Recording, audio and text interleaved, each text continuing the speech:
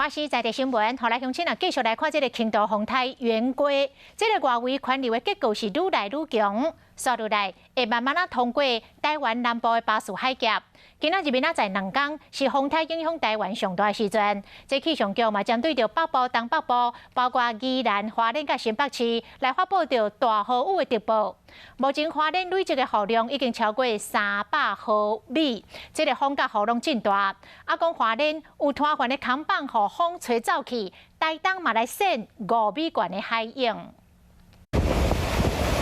台东的海边啊，应有5米这么悬，加上强阵风扇至肉粽角。连甲上尾啊一天的海滨公园，透早也是有袂少民众来看影翕相。海巡人员一直警告，惊民众wat境发生意外。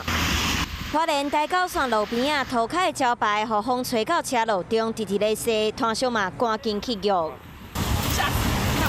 轻大圆规虽然风台中心伫北势海峡离台湾真远，不过因为外围环流，气象局已经发布海上风台警报，渔民赶紧甲渔船把握好。浪高啊就5、6米嘛，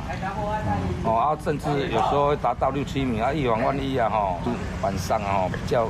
少人，所以先把防台措施做好嘛。气象局估计今仔日和明仔中昼进前是风台影响上强的时间，因为风台愈来愈接近台湾，嘛为北部、东半部带来更较明显的风雨。在过去几个小时，结构有比较整合起来，强度上可能还有略微幅增强的空间。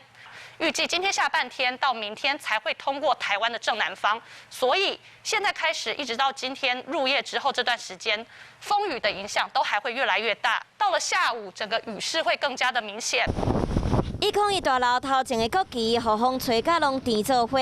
台北市区虽然透早无落大雨，不过风真强。气象局估计风雨也会继续增强，提醒民众国庆连假上尾一天，若是想要去佚佗，尽量莫去海边啊，避免发生意外。